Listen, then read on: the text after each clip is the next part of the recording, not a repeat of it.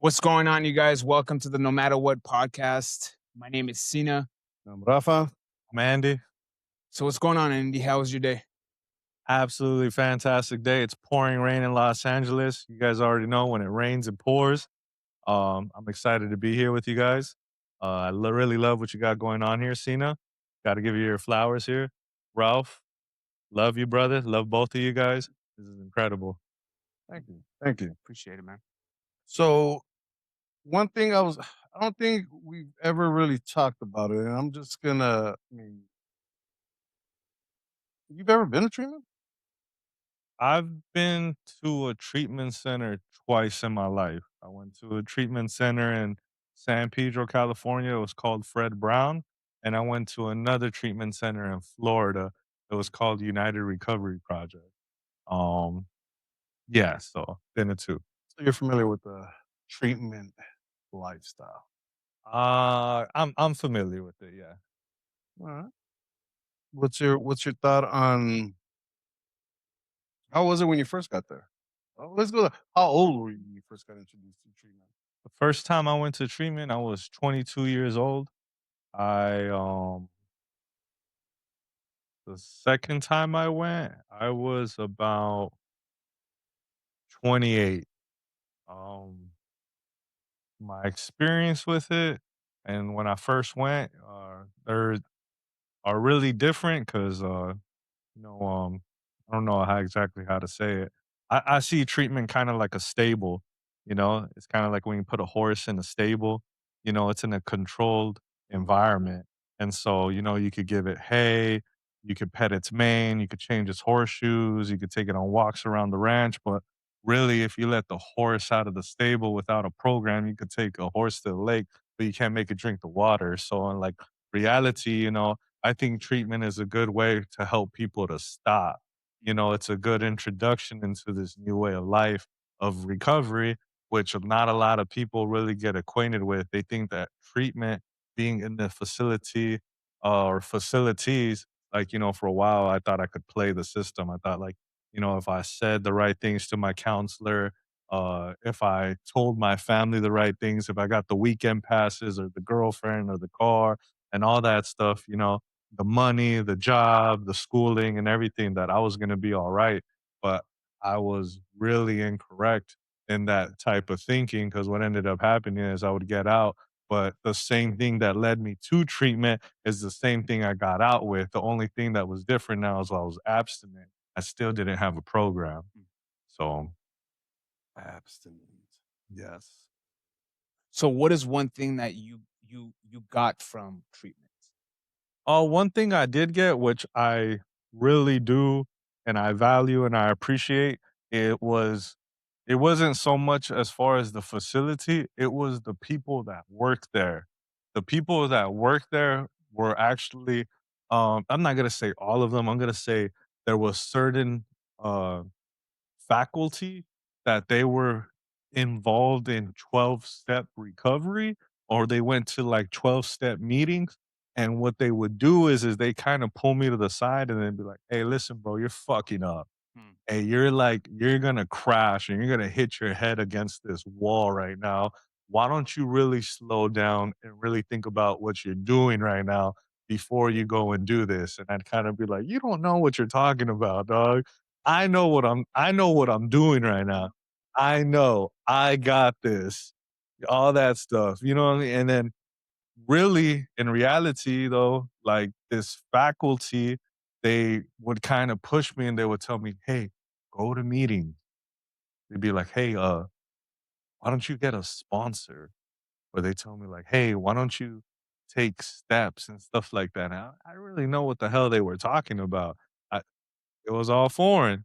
And then what so that's one thing, the beautiful thing was is that like in these facilities, they had people that were involved in 12-step recovery and they would kind of lace you up. They kind of plant the seeds. And then after that, it's like really it's on you to take that information and start to apply it into your life, you know?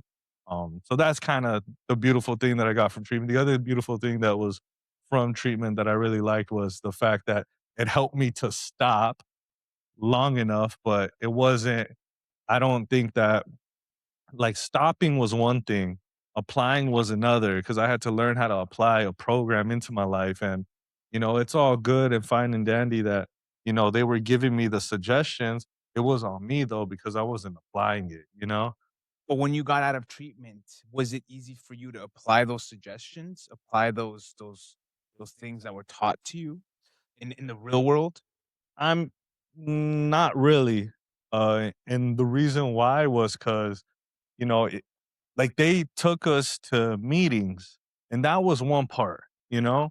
Um, the meeting was one part, but the thing was that it was kinda confusing because they would take us to all these different meetings, and it was, like, a lot of 12-step meetings that they were taking us to, but they were, like, different I don't know how to say it here. Different 12-step recovery Different programs. Yeah. 12-step recovery programs, and it's like, this one's doing that, this one's talking this mess, So this one's which talking one that. am I? Yeah, like, hey, like, I'm freaking bisexual now, you know what I'm saying?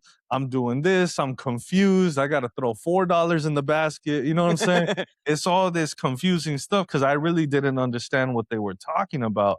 But what ended up helping me is like, because I kept relapsing. That was the fucked up part. Like, it's like I they were giving me these healthy suggestions that would like could help me in my life. And I say could because it was a possibility, but the fucked up part is that I was too much in my disease that I couldn't even see that I was an addict with an incurable disease. I thought that it was like, oh, okay, I've stopped. That's it. Drugs is my problem. But it wasn't. It was the behaviors that I had instilled in me. Because listen, I was a liar, I was a thief, I was a cheat, I was a mooch, and I was a derelict. It was nothing like, yo, those things were embedded inside me way before I started picking up drugs. And then after, what ended up happening is like, pretty soon after relapse, after relapse, after relapse, after relapse and relapse, I like finally like, oh man, like I remember what they told me those times I went to them programs, Mhm. like to them treatment facilities. They were like, hey, go to meetings. They were like, hey, maybe you should try out a sponsor. I'll tell you guys this funny story. There was this old man at my first treatment center. His name was Ted.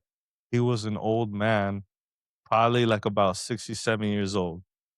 And I had just turned 23 when I got to the facility, right? And I used to wake up every morning and it was everybody at this house. It was on 19th Street. It was the only house for the program where everybody just got released from prison. So I was in that house. I was like the youngest guy there. Everybody else are pinteros and veteranos. But this guy, Ted, he used to be in the same spot every morning drinking a cup of coffee. He was a staff member. I used to come down the stairs. He used to be like, good morning, Andy. And I used to be like, man, fuck you, Ted. And Yeah. he would look at me and he would be like, you know what? Fuck you too, Andy. And I was like, man, this guy's cool. This is my type of guy. This is my flavor, you know? And I did that every morning for about like a week and a half. And then one day he was like, I think it wasn't even in the morning, it was in the middle of the day. He pulled me to say, like, "Hey, Andy, can I talk to you?" And I was like, "Yeah, sure, Ted. What's up, grandpa?" I used to call him grandpa. He was like, when you wake up in the mornings and you come down the stairs and you flip me off and tell you fuck you, that shit really hurts my feelings, man." And I was like, "What?" So at that moment, when someone expressed their feelings to you, right? What was your mindset? Was it like, "Fuck you and your feelings," or was it like, "Damn"? I mean, it kinda hit me, it kinda stunned me because I would like, that was one of the first times where I was like, I had a couple days clean, but it was the first time, like, I actually heard someone Hmm. else in what they were expressing, and nobody had ever had, like, that level of courage to just say that to me. Like, "Hey, you hurt my feelings," because where I came from, we weren't talking about, "You got a resentment, I'm feeling lonely, I got guilt and shame." They weren't talking about, "You hurt my feelings," like, those weren't words that we use. I use this. You know, I knuckled up with people. We pulled hair. We bit people. You know, you pull out steel. You know what I'm saying? Like you, like if you like, I think you guys can identify where I come from. If you hurt my feelings, somebody's leaving with steel inside of them. You know, and automatically when I remember when that guy told me that, I was like, damn, dog.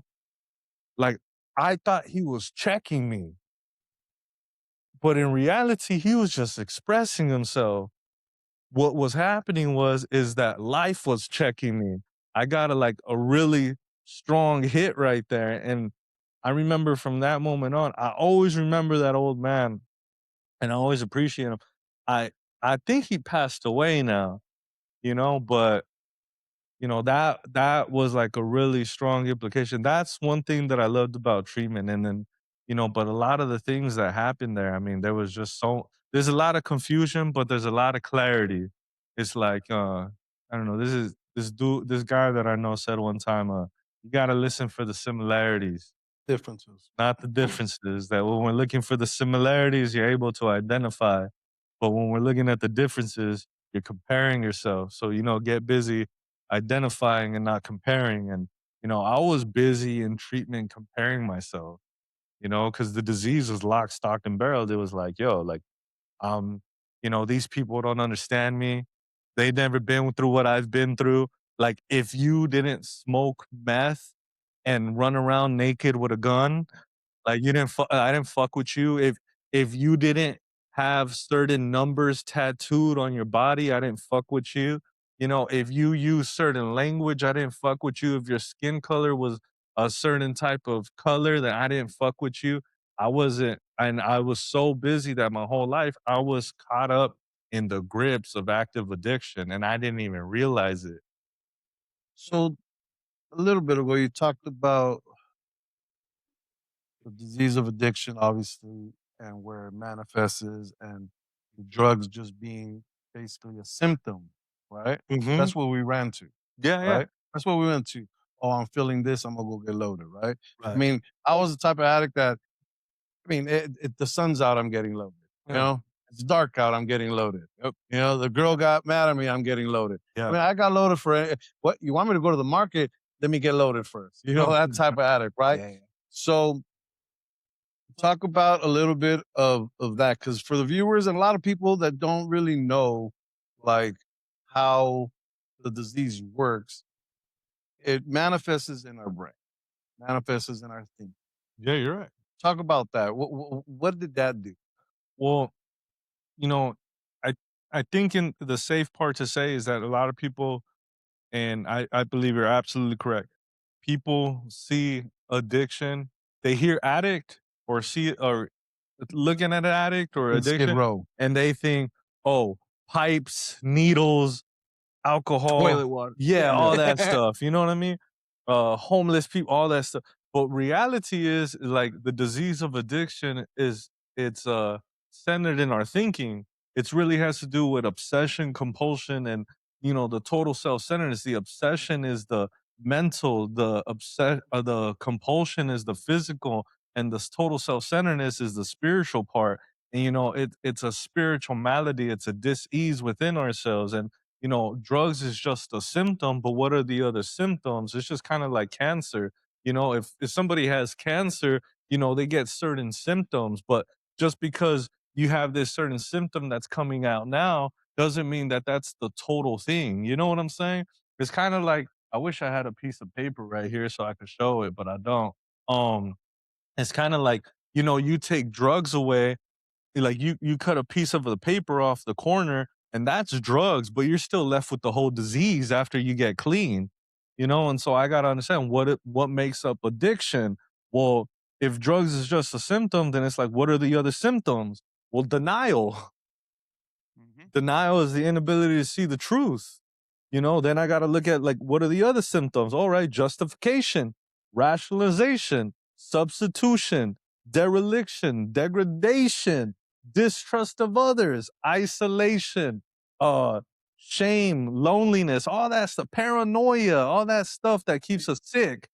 and you're touching. I mean, if for those that are obviously that were raised in the streets or whoever, a lot of us, you said a lot of big words right Yeah, now, yeah, and I remember when I first got clean, this old timer told me, "Look, I'm gonna need you to do something for me, bro. yeah. I'm gonna need you to introduce yourself to Webster."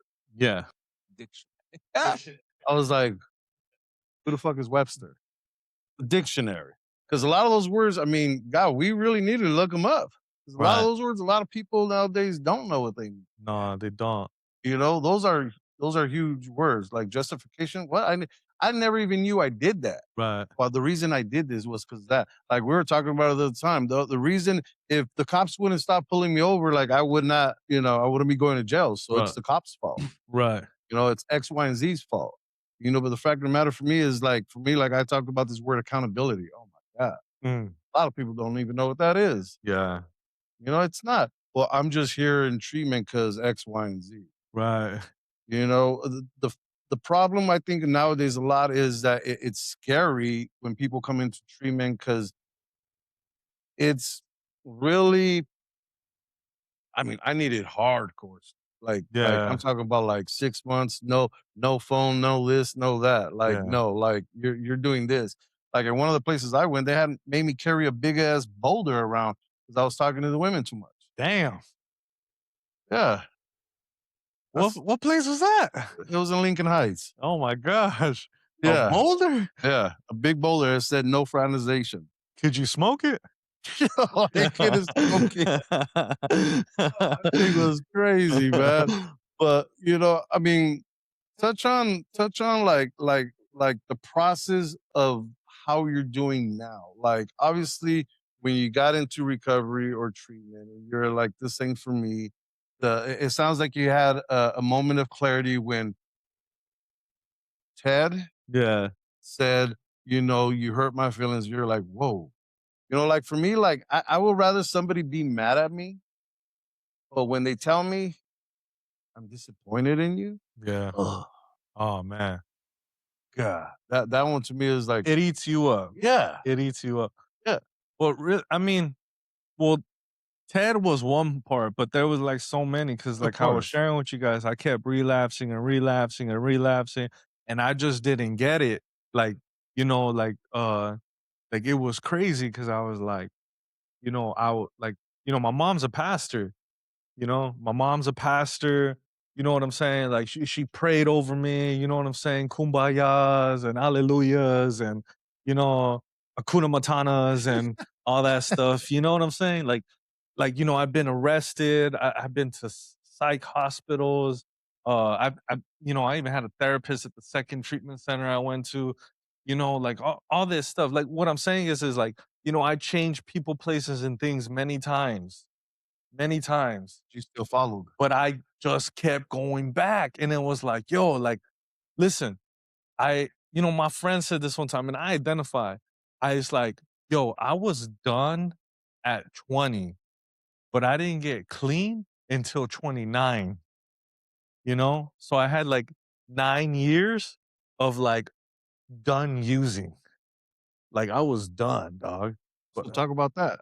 well, being sick and tired of being sick and tired and not knowing like what I really suffer from. Because one part is to admit I have a problem. That's one part. But then to admit that when my life gets better, I still can't control it is another. Because then it's like, here I am. Oh, okay, I do the 1, 2, 3 shuffle. The 1, 2, 3 shuffle. You do 1, 2, 3. You go to treatment, you get the counselor, and then you tell everybody, I'm gonna do this, I'm gonna do that, I'm gonna get it together. And then you don't do shit, because then really like there was a formula that I needed to follow and I wasn't following it. It was very simple, it was very precise. And then what happened is like I didn't follow it and I continued to relapse and use, but I didn't understand that I picked up way before. It's called the relapse before the relapse. It was like a premeditated, like, a premeditated murder? Well, this was a premeditated relapse. I was like, yo, like, oh, here, I didn't know that this behavior was going to cause me to relapse 6 months down the road. And then what happened is like that continued to happen. And yo, I went through so much shit. I know we're on camera. Yo, I burned my mom's house down. Yo, I got slammed through a window by the cops when I was 17. I was right here, it shattered on my face, you know?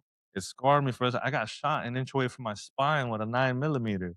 You know, yo, there was like so many occasions. Yo, I remember one time, you know, I got a Grim Reaper shooting a pig in the head right here on my arm. I remember one time I got pulled over by the cops. Yo, they fucked me up. They fucked me up so bad. I was high as a kite. They fucked me up so bad. They dropped me off in the enemy's neighborhood. Just threw me out. Damn, homie. And then they were like, oh, they were like, "Oh, that's how you feel? That's how you feel?" I was like, "Yo, I got an Yeah. NA key tag." Oh, no, I got a key tag, all this stuff. Whoop de whoop whoop. I've been in this, I'm doing that. They didn't play none of that stuff. They threw me in the back. You know what I'm saying? They didn't care about any of that. But what it like that stuff, man, didn't even get me to stop. What got me to stop was when I got to, like, the end of the road, the bitter ends, when I was like, finally, I was like, "Yo," it I didn't even wanna, like this is the strange part, and I don't even know how this is gonna sound. Like, I just wanted to die. I didn't wanna live. I didn't wanna go to no treatment. I didn't want church, no therapy. I don't want nothing, no meds. I didn't want nothing. I wanted to die. I don't wanna throw myself like, yo, the bridge, the throw myself into a train, all that stuff. No, I just wanted to die. I was like, there is nothing left for me. And I remember that this guy, he was there and he was talking to me and my mom's, and he kept telling me, you gotta wanna live more than you wanna die. And then, you know, hey, for anybody who's on here who's listening, you know, if you got a chance, if you got like some type of insurance or whatever the fuck you got, and somebody's reaching out to you and you could get help, get the help. Cause you know what? I would rather you take that shot than take the other shot, you know, and pay the high price for low living. Cause what happened is this guy let me kick on his couch. I didn't have no government insurance, no state insurance, no mommy and daddy's insurance. I had a couch where he was like, "You sleep here, you stay here, and this is what you gotta do." He was like, "You could stay here, but you gotta do this every single day. You gotta go to 2 meetings at a 12-step thing and all this and that." And I did it. And you know what? I humbled myself to follow another man's direction, and my life has changed. Completely, Talk it's about that change though. You know what I mean? I mean, we know, right? yeah, We yeah. know change, but for the viewers, like some people are looking at this as like, nah, this is some bullshit. Like, I Oh, don't yeah. believe in so and so. I don't believe in that program. I don't believe in the 12 steps. I don't believe in this, right? Like, our life changed tremendously. You know what I mean, Big. like that, like and that's only because we take suggestions and we do what we do, right? Yeah. And we work steps and sponsorship and whatever, right? So how did that change look for you? Well, I think that's the cool part. You don't gotta believe yet. Like, just like, "Yo, let us help you until you can help yourself." Let Like, us let love us you love you until until you you can love yourself. 100% agree, man. And I remember when I was first new, right? Like when I came around, we were actually speaking about this on our other podcast. But when I first came into into the rooms, people were like hugging up on each other, like, "I love you and I love you."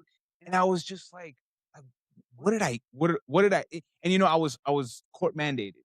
So at that time, like I didn't know that I can just, what I mean, do what I do and just stay at home and do what I do, right? Like so I kept on coming to these meetings loaded, right? And and I would see these individuals like having a beautiful life, Mm. right? Like, yeah, I would be miserable on relapse lane, relapse road, you know what I mean? Trying to fucking throw a coin at the speaker because I'm trying to catch a nod, you know what I mean? But not once, like, did anyone give up on me, you know what I mean? They saw me and like, I thought I was perfect, right? Like, I thought, like, no one can look at me and be like, this kid's loaded, you know what I mean? So, like but not once did they tell me to kick rocks, you know what I mean? And when they kept on telling me to keep coming back, I started to think like, "Damn, do you guys ever close? Like, Mm. is that the reason why you guys want me to keep coming back? Like, I don't get it." You know what I mean? Like, but like, how is that for you? Well, it was strange because it was, like, deep down inside, like and, you know, cause drugs was one part. Like, I fucked around, I got high. It's like I went to the party. I Living. went to a like, I went to a party one night, and they didn't stop until I was 29. You know what I'm saying? I was 13 when I went, I didn't stop when I was 29, you know? And, the music had stopped a long time ago, and I just kept dancing, you know? And so, for some reason, though, like yeah. I was just twirling around, and I I got to the rooms, and it was so strange because I had did all this dirt out on the street, and I did all this stuff, and I hurt people.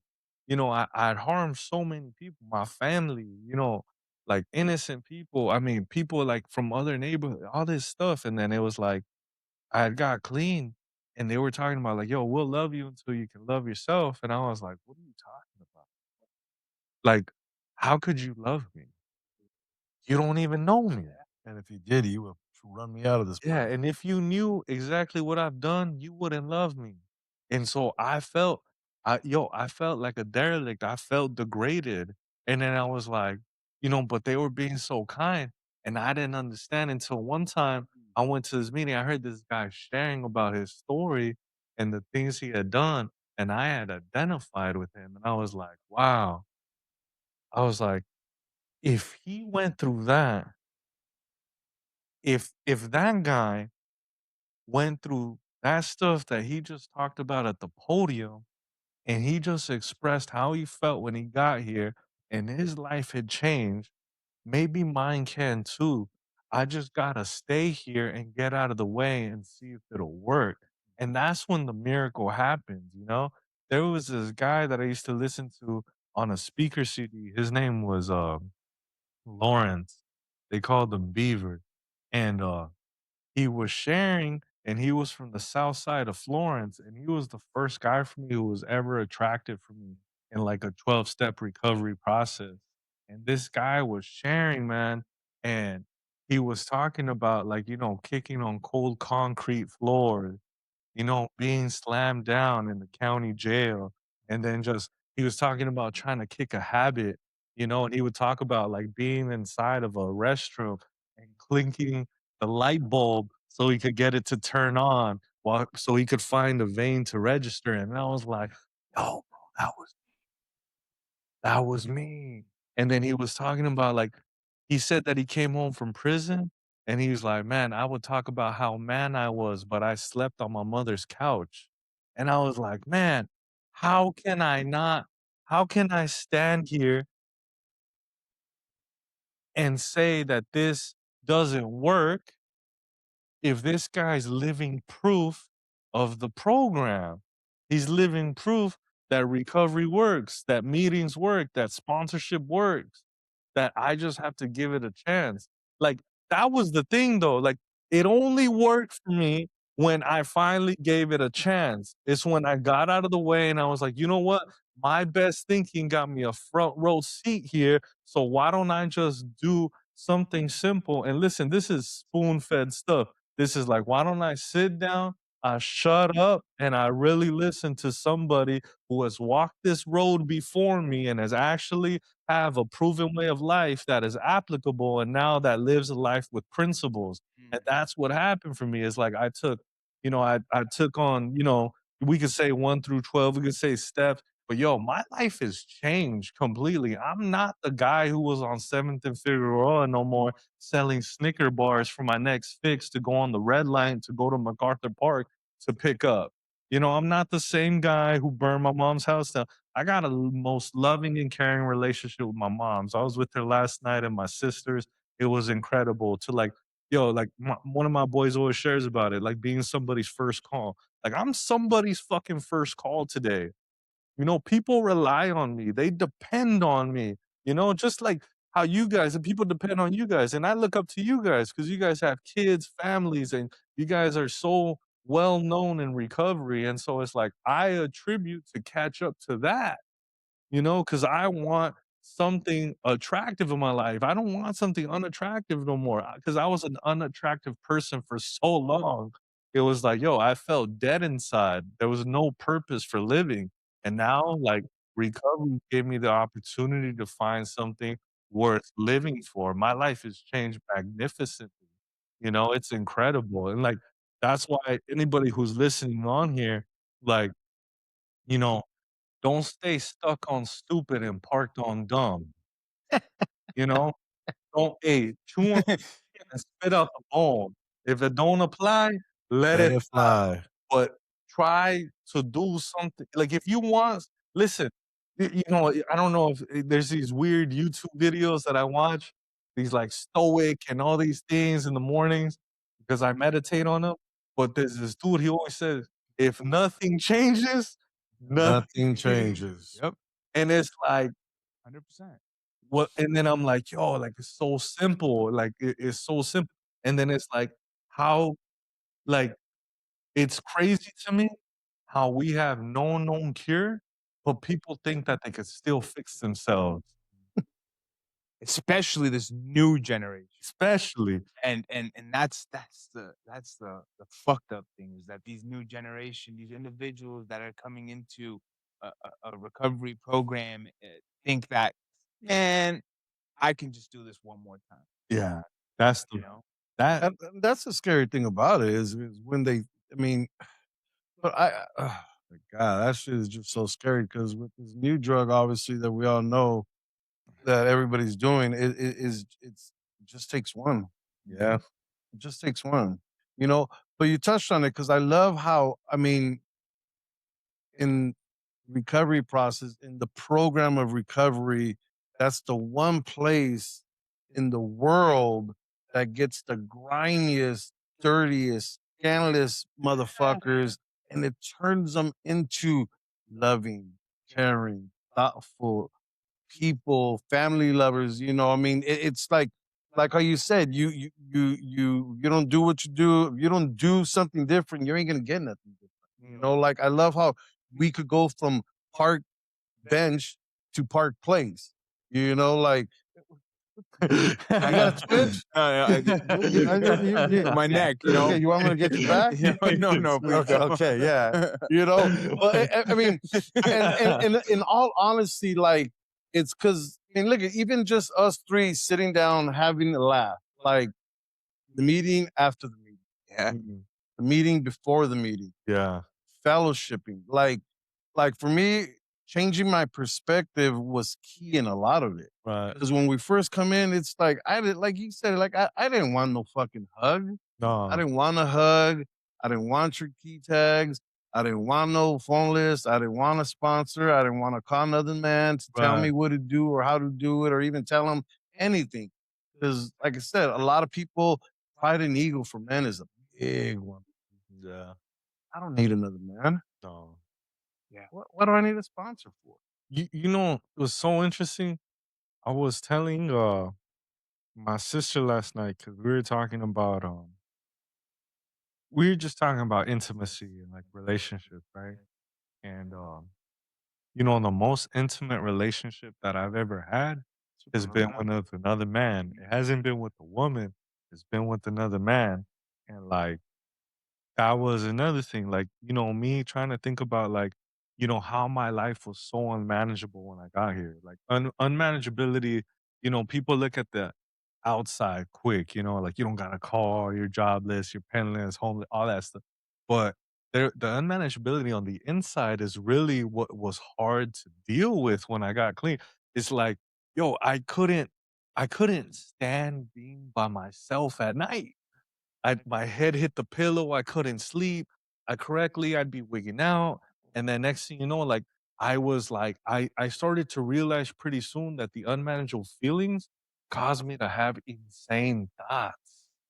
See, I thought insanity was like when they were talking about, "Oh, insanity. I thought they were talking about, like, being, like, in the psych ward, like, crazy and, all that stuff. Yeah, 5150. yeah, yeah. I was gonna say some Yellow and Blues, Yeah, there you go. You know, yeah. I thought that but I thought that's what it was, but that's not what they were talking about. They were talking about being in an unreasonable state of mind, and I was like when people explained that to me, I was like, "Yo, I've been unreasonable my whole fucking life. I've been people, places, and things."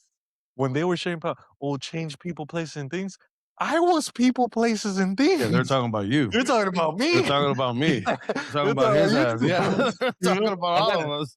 They're talking about you too. and Hey, and then I realized something. They were like, "Yo, this is about the behaviors." They were talking about, like, my behavior, and then listen, this is the crazy part. Once they shared those things with me, my perception, like, clicked, and then it started to change little by little by little, and things started and then I went from, like, a mindset to, like, "Yo, this fucking day sucks." Like, waking up in the morning, like, "Man, I gotta go to that fucking meeting," or, I gotta talk to that guy," to going like, "Man, you know what? Today's alright.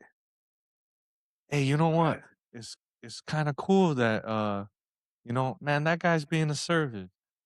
Man, that guy is alright," or just being like, "Hey, man," like, calling my sponsor and being like, "Hey, how's your day going?" mm, Instead of complaining so much about how my day was going, it's like the gratitude started to kick in and my life started to change. And then I became so much more grateful where I can't even explain. Like I really wish I could sell this shit in a bottle and sell it to you guys that are listening for 29.99. I wish, yo, freedom. The freedom ain't free, and we want some peace and some serenity. And it's like, yo, like it's not that you get it right away. It's that you gotta work for this. You gotta take this new way of life.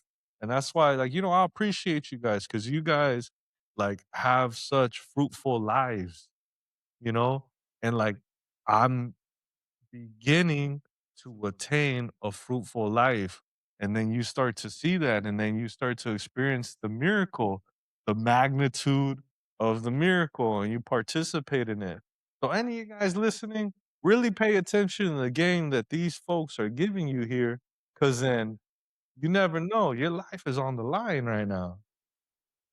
See, and the fruitfulness that you're talking about, but the most important part of it too, I like to say, is because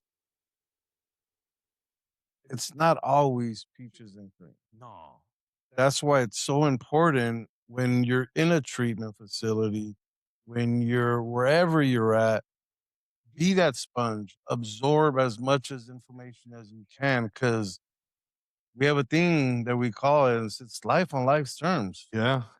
That motherfucker will come out here and bite you on your ass, Yeah. and if you don't have a solid foundation of core group of men, if you're a female and you're looking, core group of women, and that you're able to call on and count on them and just lean on them to get you to the other side, because it's not always, you know, No. not always fruits and labor, man. It's not always good times. Sometimes it's bad times. Sometimes it's rocky. Sometimes it's hard. Yeah. I mean, we go through shit around here, Yeah, for sure. and we want to have, some solid people just so we could fall back on. You know, um, I think that right now, like you were just talking, and like for some reason, man, like when you guys were just talking, shit hit home for me. You know what I mean? Like this month, like for me, man, like coming next month, like I have so much fear. mm, Mm.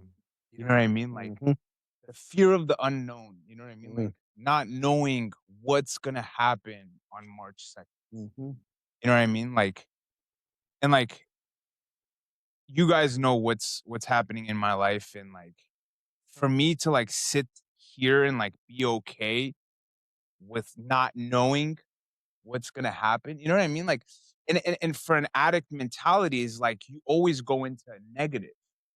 It's never like positive, you know. And I remember like I was speaking to a gentleman last night, right? And he's going into surgery tomorrow. And like he's like, man, like this is happening and like down and the audacity for me to be like, yo, shut up. You're gonna be fine. You know what I mean? Like like it's easy for me to tell you like you're gonna be fine, but it's so difficult for me to tell myself that I'm gonna be fine. You know what I mean? Yeah. Like, so I don't know that shit. That like I was just fucking tearing when you guys were just speaking for some fucking audacity. Yes, I was trying to do that. Yeah, of course you did. I was trying to get Yeah, you to tear up, man. it sucks, man. Like it sucks not knowing what's ahead for you. Yeah. And that's the other part that I think is important to understand about recovery, that this is a journey and not a destination, that we don't really know exactly what's supposed to happen the next day. That's why, it's very interesting because, this man, he's a really wise guy. He tries to tell me, I try to ask him, hey, what are you doing next week on this day? Or I try to invite him somewhere. He'll be like, I haven't gotten that far yet. Sounds like my sponsor. I haven't gotten that far yet. I'm gonna, I'm in today. I'm in Yes. right now. And I'm like, yo, bro, can you answer the fucking question? But in reality, it's really deep because he's like, yo, like, I'm just living in today. You don't know what's gonna happen. You don't know what's gonna happen. And that's where the uncertainty, the fear, that's where the disease creeps in the most. It's like, and I have to also understand, like we're talking about life on life's terms. Well, there's two sides of the coin. On one side of the coin is responsibility, but on the other side of the coin is freedom. Life on life's terms. I mean, everybody talks about it like also in a, like I think a negative, but there's also the positive. Yeah. There's both. And not everybody wants to hear that shit. Like when I'm going through life on life terms, I'm like, yo, I don't want to hear that positive stuff right now. Like, I want to justify and rationalize my feelings. I feel this way. You don't know how it feels like to go through this, but the next thing you know, I'm like, here we are talking with somebody else. And then they're like, yo, I've either been through this, I know somebody who's gone through this, or hey, you know what? You're the one who gets the experience, strength, and hope to give it to someone else now. That's the part that I don't always wanna look at, you know what I mean? I hate that part. I remember when I was going through my case and some old timer came up to me and said, "Hey, you're gonna be able to share that with me." I was like, "I do not want to share that shit. Like, I don't know. Like, I don't want to be walking through this shit." But fast forward, it is a good thing. You know, I mean, it's crazy how life works when we're not getting high. That's why I am look, I mean, you guys know it, and I try to be as positive as I can be with a lot of the things that are going on in life. Because before this, you've seen podcast one, you guys heard my story. Um but but the fact of the matter is that I try to stay in a positive mindset because I know for me, like being around for a while, that I know that my disease wants to get me in a in a point, a place where I'm agitated, irritated, angry, because when I'm in those state of minds, I'm that much closer. Well, and then also too, I wanna say, Cena, I'm praying for you. I love you. Aside from the camera, all that stuff, it's like I you know, I mean, you guys have been through some situations I haven't been through. So you guys got experience, strength, and hope for me, and I watch you guys. And someone's always watching you, and then on the other side, like here we are now, like talking about this stuff and living on life's terms. It's like that's the part where I really gotta try to stay into, and maybe this might not make sense to everybody, but the pause, Mm. I talk about that pause a the lot. pause, about we don't necessarily gotta do anything right now. Mm-mm. You just gotta hold. A lot of people can catch, but can you hold? It's like, can I like really have trust right now in the foundation that I have built in my recovery, no matter what? Yeah. Yeah, 100%. And I have trust in the foundation. I know with the call of with one phone call, like, I have you guys, I have everyone, right, there, you know what I Right. mean? It's just about going through those feelings and Yeah. emotions and, like, the fear of the you know what I mean? Yeah, hell yeah. And I know my sponsor's gonna be like, "Maybe you should call people that have been through the same thing." I don't wanna hear you know what I mean? Like, respectfully, like, I don't wanna hear, like, their outcome, right? Like, for me, man, like, um, I suit up and show up, and even in the most uncomfortable way, when I don't wanna go to these appointments, these doctor's appointments, right? I'm sitting there, like, pacing, and the doctor looks at me, "Are you okay?" And I said, "Listen, like, I just need to know what the outcome is." Like, and I want your honesty, like, not like 99%, everything is good. What about that one fucking percent? Make that shit into 100%. You know what I mean? And and that's why like I'm beyond grateful to have a wife that's in recovery to be like, listen, shut the fuck up. Yeah. Like, like how Really. sponsors tell, Yeah. how old school sponsors tell their Right. clients, Right. "Sit the fuck down and shut the fuck up." Right. And like I'm grateful for that, but like I don't want to hear that. Right. You're 100%. Yeah. Like, don't you know who I am? You know what I mean? Like that mentality comes out. Shit's fucking rough. Yeah. Don't you know who I think I Yeah. am? Yeah, exactly. The entitlement. Yeah. Yes, The yes, self-righteousness is like, When exactly. it comes to yeah. that area of my life, absolutely. Yeah. Fucking my kids mean the world to me. Oh, Yeah. yeah.